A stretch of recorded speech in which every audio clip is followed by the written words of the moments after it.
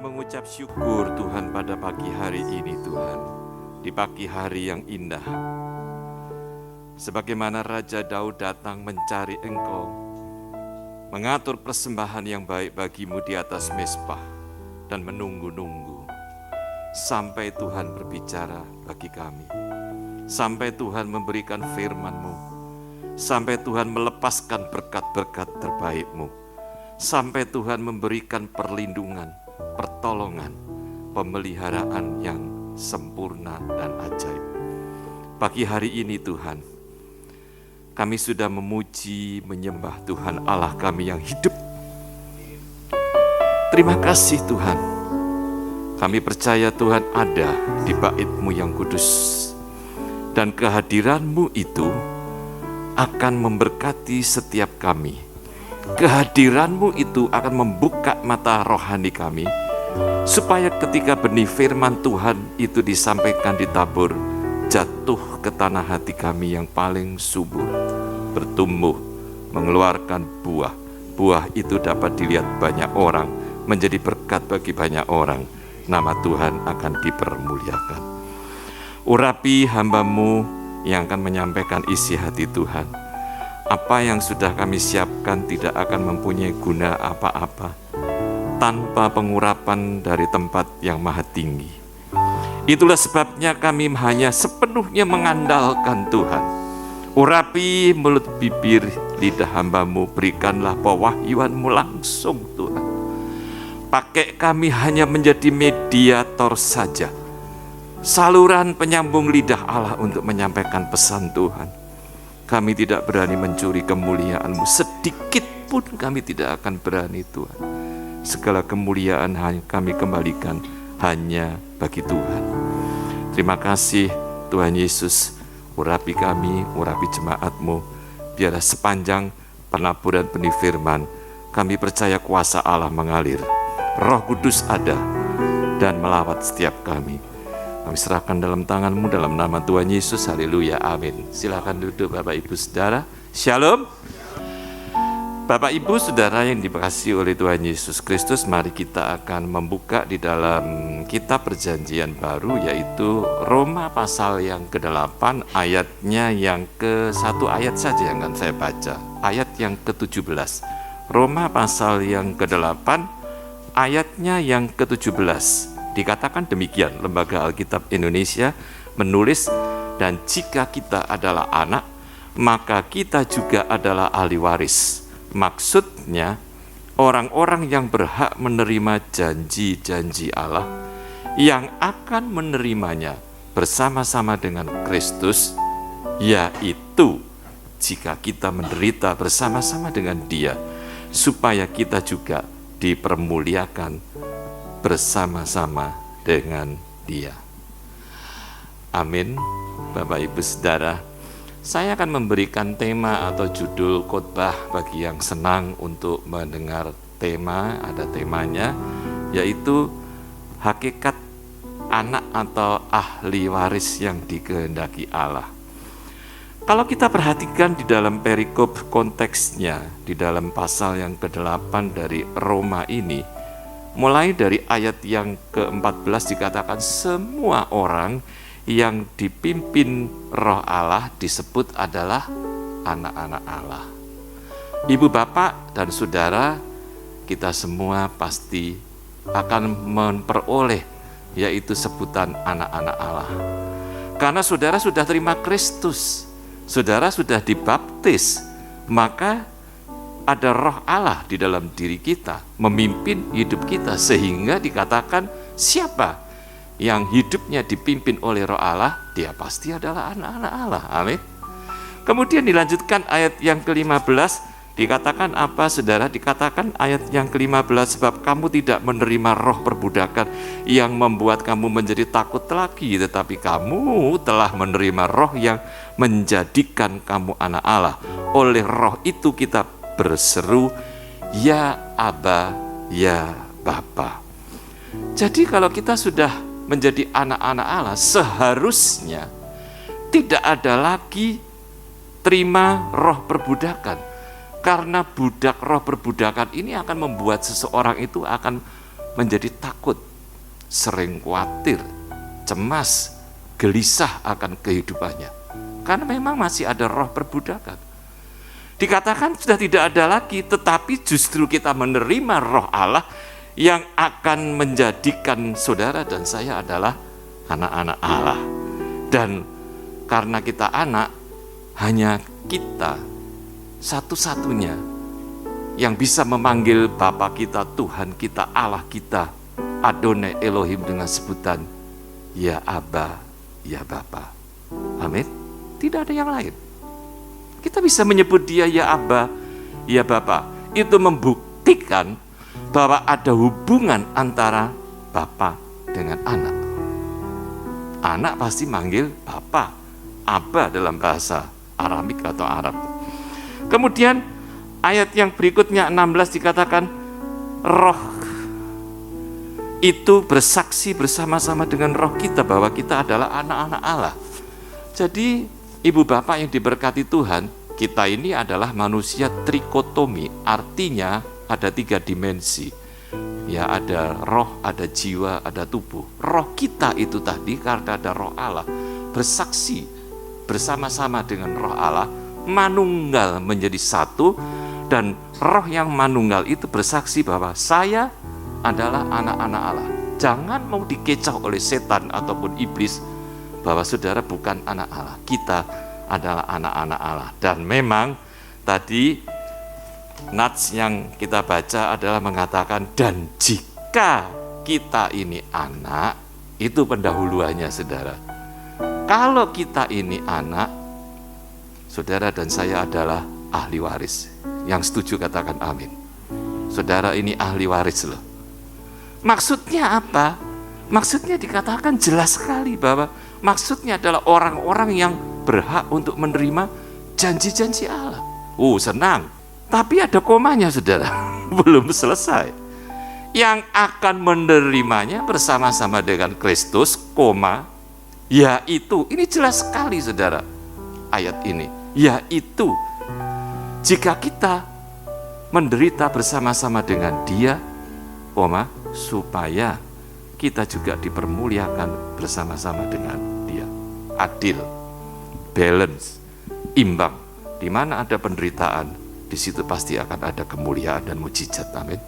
Itulah Allah kita. Nah, pagi hari ini, saudara-saudara, kita akan yaitu belajar. Sejak awal Tuhan itu tidak pernah merancangkan hal yang buruk. Tidak pernah. Tidak ada maksud rencana yang jahat, yang buruk, tidak baik. No. Allah juga tidak menginginkan saudara dan saya menjadi budak. Seperti yang dikatakan tadi, tidak ada lagi roh perbudakan. Mengapa sampai bisa timbul kata seperti itu? Saudara ingat ketika bangsa Israel di Mesir dijajah 400 tahun. Sebagai apa? Budak. Mereka berteriak dan Allah mendengar teriakan daripada umat kesayangannya. Sehingga akhirnya diutuslah Musa untuk membebaskan, membawa keluar bangsa Israel dari roh perbudakan yang mengikat pada waktu itu, untuk masuk dalam satu negeri yang berlimpah susu dan madu, yaitu Kanaan. Mesir bicara tentang budak, tapi Kanaan berbicara tentang anak. Amin. Kita ini sudah tidak di Mesir, saudara. Keluar untuk masuk ke dalam tanah perjanjian, yaitu Kanaan, untuk menjadi anak. Budak tidak punya harga diri. Dia tidak punya status, harkat, martabat. Tidak punya. Tergantung apa kata tuannya, itu budak. Hamba hidupnya hanya menyenangkan demi menyenangkan tuannya. Tidak ada yang lain. Tapi anak hidupnya adalah ahli waris daripada Allah. Dan saudara berhak untuk menerima seluruh kegenapan janji-janji Allah. Standarnya apa? Berkenan. Harus berkenan. Oleh sebab itu pagi ini ayo kita akan belajar bagaimanakah caranya supaya sebagai ahli waris saudara dan saya kita bisa menerima segala janji-janji Allah itu dalam hidup kita. Saya mencoba untuk membagikan dua hal saja, ya. Ada dua kriteria yang harus kita lakukan supaya dalam kehidupan kita bisa memperoleh kegenapan janji-janji Allah. Yang pertama yaitu di dalam ayat yang ke-17 tadi, di dalam Roma pasal yang ke-8. Dan jika kita adalah anak, maka kita juga adalah ahli waris. Maksudnya orang-orang yang berhak menerima janji-janji Allah dan seterusnya. Jadi yang pertama, kriteria yang pertama yaitu supaya kita ini menerima janji-janji Allah, syaratnya hanya satu. Saudara dan saya, status kita haruslah menjadi anak-anak Allah. Hanya itu. Tadi dikatakan, dan jika kita anak, engkau ahli waris. Itu saja, saudara. Sudah cukup clear, jelas sekali. Kalau saudara anak, engkau ahli waris, menerima janji-janji Tuhan. Lah kalau kita kepingin menerima semua genapan janji-janji Tuhan, kita harus menjadi anak dong. Ya, betul kan? Harus menjadi anak. Bukan hamba, bukan lagi budak. Karena dikatakan bahwa hamba hanya menyenangkan tuannya. Yang penting ABS, asal bapak senang. Oh, itu hamba. Budak ya begitu tuh, saudara. Hidupnya hanya diperintah, tidak punya inisiatif. Itu budak. Pertanyaan yang muncul, mengapa Pak Pendeta mesti harus anak yang bisa menerima janji-janji Tuhan? Karena budak dan hamba tidak akan pernah terima warisan. Ada di antara Bapak Ibu Saudara yang memberikan warisan nanti kelak kepada orang lain yang bukan anak? Tidak ada. Yang berhak menerima waris itu secara hukum negara, secara hukum rohani, hanya anak. Dia yang berhak untuk menerima waris. Saudara, mungkin kita bertanya, apakah si warisan itu? Warisan itu diambil dari kata dalam bahasa Ibraninya, ya, Perjanjian Lama, itu adalah diambil dari akar kata nahal atau nahala. Ada juga yang menyebut nahala. Itu warisan. Artinya adalah harta benda milik daripada orang tua yang diberikan dengan cuma-cuma tanpa bekerja atau berusaha karena adanya ikatan darah. Itu warisan.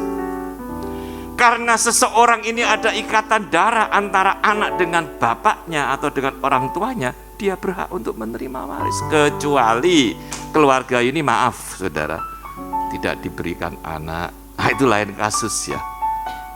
Tapi kalau dia punya anak, anaklah. Anak ini mau bekerja bukan juga hanya demi untuk memperoleh upah dari orang tuanya, bisa bukan. Tanpa bekerja sekalipun, dia punya hak loh, anak ini. Tidak usah bekerja, dia tetap punya hak. Karena hak itu melekat dalam dirinya sebagai anak. Dia satu saat akan menerima warisan itu. Jadi, saudara, berbahagialah kita menjadi anak-anak Allah yang dijanjikan kita adalah ahli waris kalau status saudara adalah anak. Pertanyaan berikutnya, apakah hanya anak begitu aja?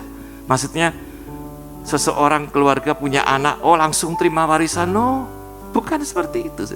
Lalu anak yang seperti apa yang dimaksudkan di dalam firman Tuhan atau yang dikehendaki oleh Allah? Filipi pasal 4 ayat yang pertama dikatakan, yang dimaksud ialah selama seorang ahli waris belum akhil balik, sedikit pun ia tidak berbeda dengan seorang hamba. Sungguh pun ia adalah tuan dari segala sesuatu. Artinya, walaupun dia anak, punya hak untuk terima warisan, betul. Tapi apakah warisan itu langsung sekonyong-konyong diberikan? Tidak. Tidak seperti itu. Dikatakan harus tunggu sampai akhil balik. Ya, baru, atau dengan kata lain dewasa lah. Ya, baru hak waris itu diberikan. Sebelum itu dia sebetulnya sama, dikatakan tidak ubahnya, tidak berbeda dengan seorang hamba, masih hamba. Walaupun dia adalah Tuhan daripada segala sesuatu, padahal dia sebetulnya adalah anak. Gitu loh saudara. Jadi anak yang dikehendaki untuk menjadi seorang ahli waris dan berhak untuk menerima janji-janji Allah adalah anak yang sudah akil balik, atau dengan lain kata adalah anak yang dewasa. Dewasa ini berbicara tentang dewasa bukan karena tubuh kita langsung naik jadi bongsor, jadi gede, wah dewasa, tidak. Tapi ini konteksnya berbicara tentang kedewasaan secara rohani. Ayat yang kedua dilanjutkan dalam Filipi pasal yang keempat. Sebelum akil balik, seorang anak itu berada di bawah perwalian dan pengawasan sampai pada saat yang telah ditentukan oleh bapaknya. Jadi begini saudara, anak ini ditunggu sampai dewasa. Selama proses dia masih kecil sampai masa akil balik. Kalau orang Yahudi sana 12 sampai 13 tahun kan sudah masuk sekolah bar miswah ya Pak Pendeta ya. Ya di situ untuk belajar yaitu tentang Taurat. Miswah itu Taurat, belajar Taurat, anak Taurat. Itu sudah dianggap peralihan. Sampai menjelang dewasa itu perlu dikatakan bahwa ada dalam perwalian dan pengawasan sampai pada waktunya dia harus terima waris. Jadi untuk menerima warisan kegenapan janji-janji Allah, kita mesti harus bertumbuh menjadi anak-anak Allah yang dewasa secara rohani. Perlu dididik, perlu diajar, perlu ditempa, perlu dibentuk, saudara. Jadi baru setelah dia siap untuk menerima waris itu diberikan. Karena tujuan daripada warisan itu diberikan supaya membuat keturunan atau generasi berikutnya itu menjadi jauh lebih baik. Bukan tambah buruk loh terima warisan. Itu tujuan daripada warisan.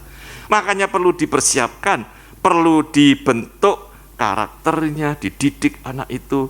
Tadi dikatakan dalam perwalian, ada dia masa harus mengalami masuk dalam proses pembentukan karakter supaya karakternya hebat, karakternya luar biasa, dan dia siap untuk menerima waris itu, sehingga dengan tujuan pada waktu anak ini terima waris bisa dipakai untuk hal yang baik, baik dirinya sendiri, untuk generasi berikutnya maupun kemuliaan nama Tuhan. Jadi ibu bapak yang dikasihi oleh Tuhan, 1 Korintus pasal 13 ayat yang 11 berkata demikian. Ketika aku kanak-kanak, aku berkata-kata seperti kanak-kanak. Aku merasa seperti kanak-kanak. Aku berpikir seperti kanak-kanak. Sekarang sesudah aku menjadi dewasa, aku meninggalkan sifat kanak-kanak itu. Jadi ibu bapak yang diberkati oleh Tuhan, untuk kita menjadi dewasa, ya dikatakan anak-anak ini, dikatakan ya cara ngomongnya masih kekanak-kanakan, cara berpikirnya masih kekanak-kanakan, perasaannya perasaan kanak-kanak. Apa sih perkataan yang masih bersifat kanak-kanak itu? Saudara-saudara, sebagai orang Kristen, jujur kadang kita ini, ya saya sebut aja ya, suka dengan menghadapi kehidupan yang mungkin masih belum seperti yang saudara harapkan. Berapa banyak di antara kita yang mengeluh, mulutnya ini hanya keluhan yang keluar. Orang Jawa bilang sambate ngaruworo katanya. Sambat terus, mengeluh terus, bersungut-sungut terus, tidak pernah mengucap syukur, mudah marah dan sebagainya. Ibu bapak, ini sama persis waktu bangsa Israel dijajah di Mesir. Mereka kerja paksa, capek, tidak dapat apa-apa jadi budak.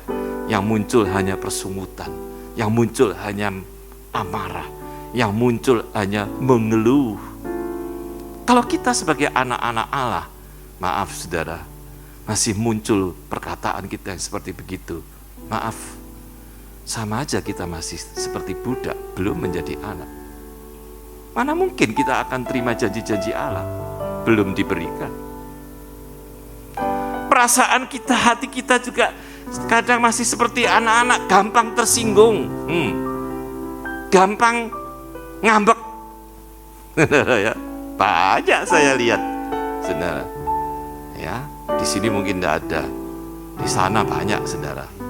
Baru sedikit aja tersinggung, saya ngambek. Ya ampun, saya sampai bilang begini, kalau saya menurutin begitu, sedikit mendengar begini, marah, panas kuping. Kemudian kita ngambek, sudah, tidak usah melayani, tidak perlu gereja-gerejanan. Sudah dari tahun yang berapa puluh tahun yang lalu saya keluar dari gereja. Pertanyaannya, kenapa saya bisa tetap komit, saya tetap konsisten, tidak pernah pindah-pindah gereja, tidak pernah, saudara. Sejak tahun 96, ya di gereja GBI, Pak Daniel. Pak Daniel tahu karena beliau pernah di Samarinda 3 tahun mungkin, Pak, ya. Kita belajar, saudara, jangan gampang tersinggung, jangan gampang ngambekan, jangan merasa diri, wah aku paling benar, kemudian muncul kesombongan, kearoganan, tepis. Kalau itu masih muncul, kita ini masih kanak-kanak loh, saudara, belum dewasa. Apalagi berpikir seperti kanak-kanak, aku berpikir seperti kanak-kanak. Anak-anak itu kalau berpikir egois, dia tidak mau kalau barangnya itu diambil oleh orang lain. Kalau sudah dikasih barang, saudaranya kadang waktu masih kecil gitu, dipegangin sendiri. Mau diminta, jangan. Itu anak.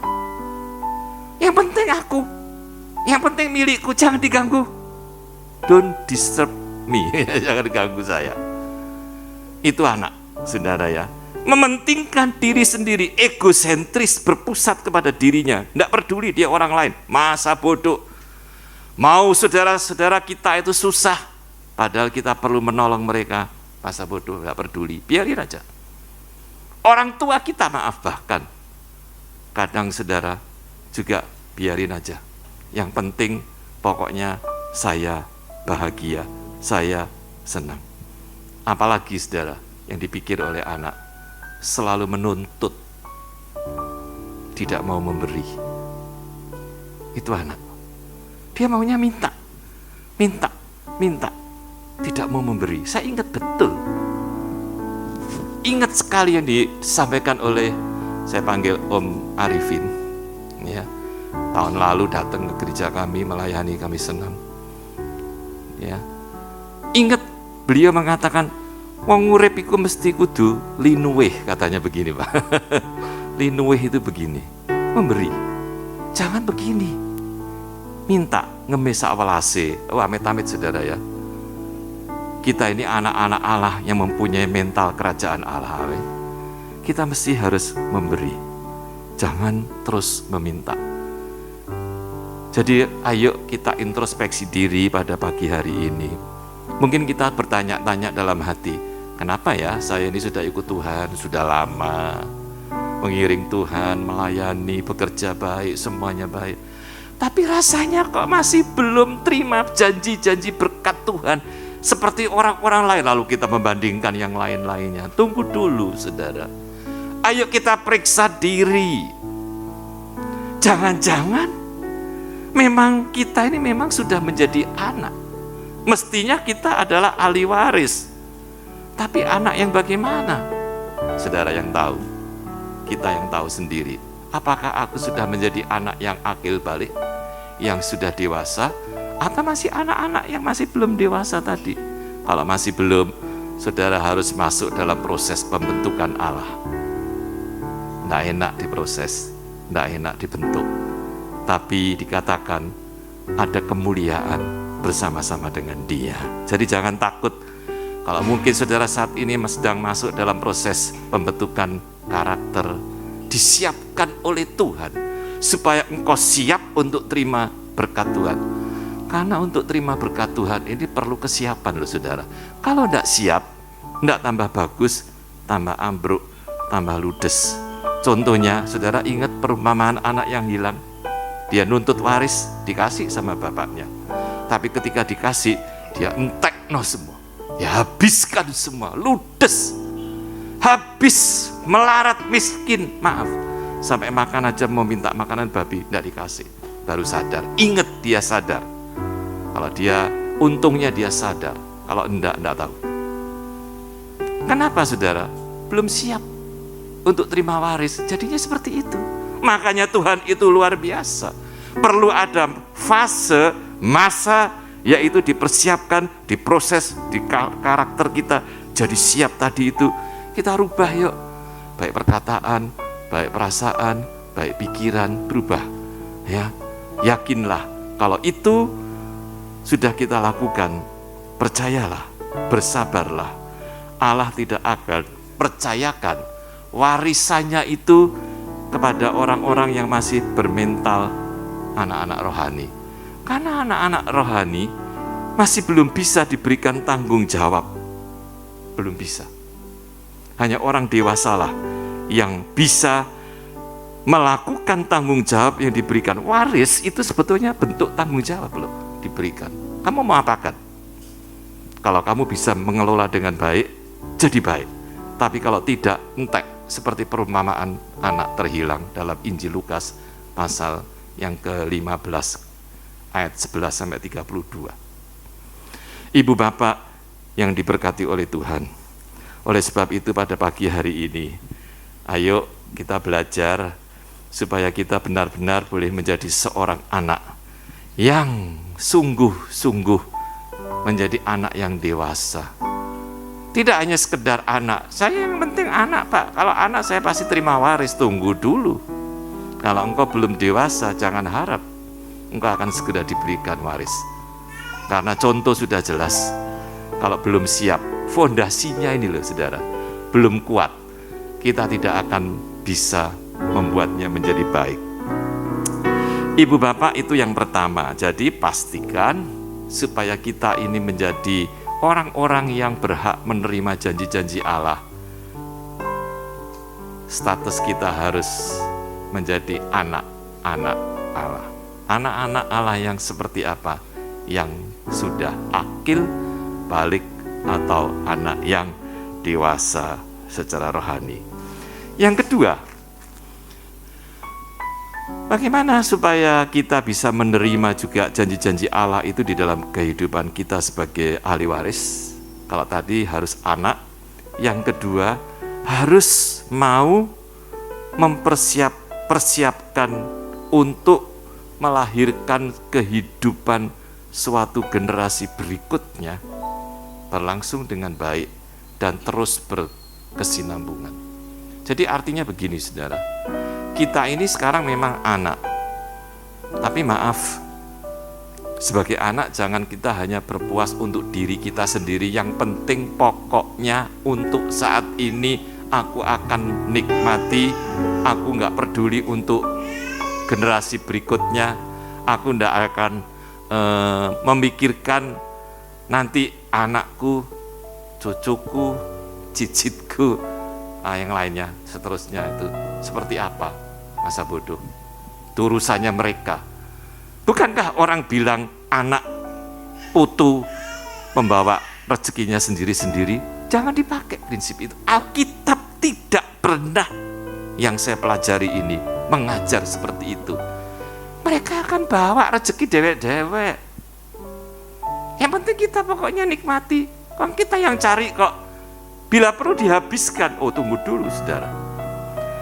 Allah bilang di dalam Kejadian 1 ayat 28, Allah memberkati mereka, lalu Allah berfirman kepada mereka, beranak cuculah, bertambah banyak, penuhilah bumi dan taklukkanlah itu, berkuasalah atas ikan di laut, burung di udara, dan segala binatang yang merayap di bumi. Maksudnya apa?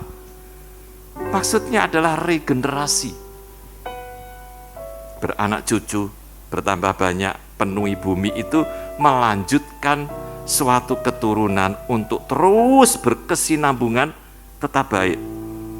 Kalau kita diberkati oleh Tuhan menjadi anak-anak Allah yang menerima janji Allah, jangan nanti anak kita tidak terima. Gitu loh saudara maksudnya. Cucu kita nanti lebih parah lagi. Buyut kita mungkin lebih nemen lagi atau lebih menderita lagi. Jangan. Saudara boleh belajar dari sejarah Alkitab. Saudara-saudara, ya. Jadi anak atau saudara kita ini ternyata punya peran yang penting. Kita harus mempersiapkan satu generasi berikutnya supaya hidup mereka menjadi lebih baik daripada kehidupan kita.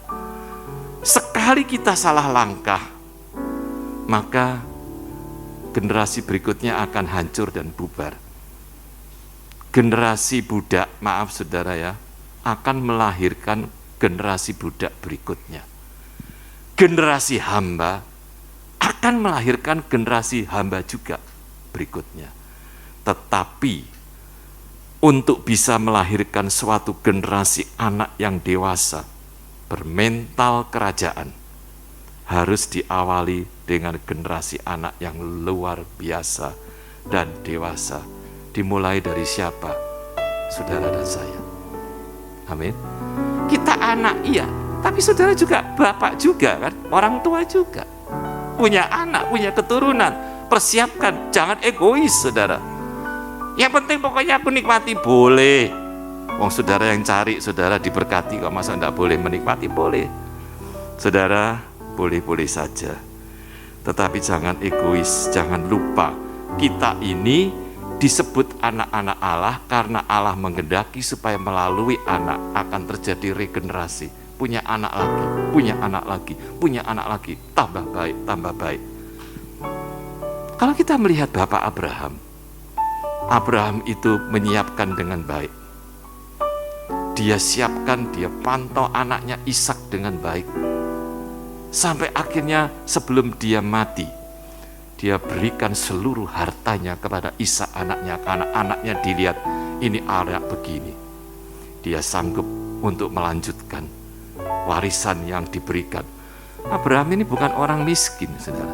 Dia orang kaya di bagian ya kaya raya.